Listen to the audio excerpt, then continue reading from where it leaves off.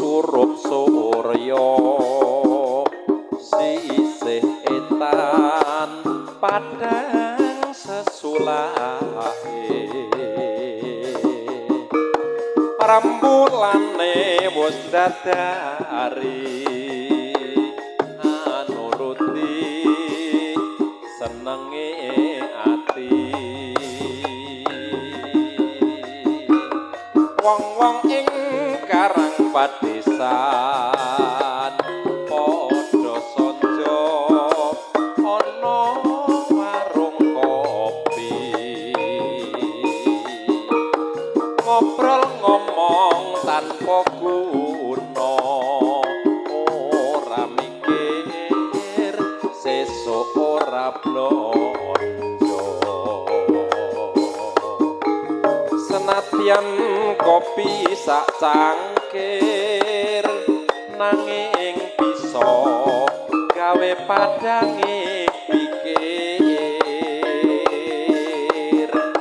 yen ora ngopi sak sore katone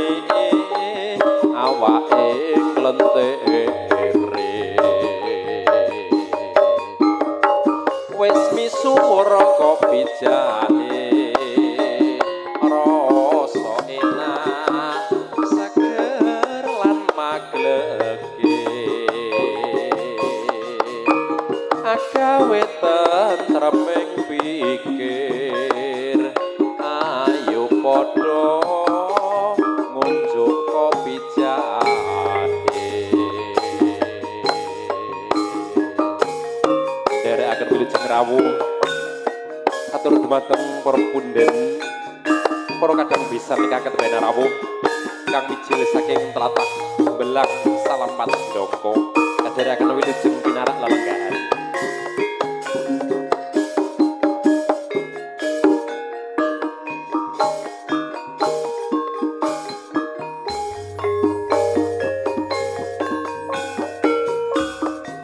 wancine wis surup surya sisih wetan padang sesulahe rambulane wis dadari anuruti senenge ati wong-wong ing karang padesan padha sonjo ana warung kopi ngobrol ngomong tanpa guna ora mikir sesuk ora blonjo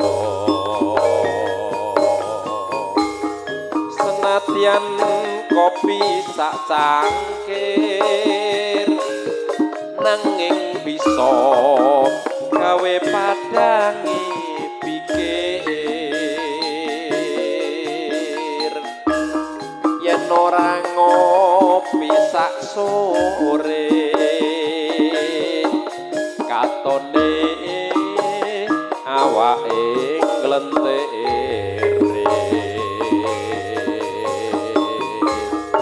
wis misuwur kopi jahe rasa enak seger lan maglege agawe tentreme pikir ayo padha ngunjuk kopi jahe senadyan kopi sak cangkir nanging bisa gawe padange pikir yen ora ngopi sak sore katone awake nglentere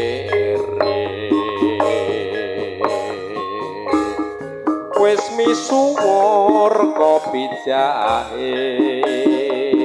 rasa enak seger lan magleke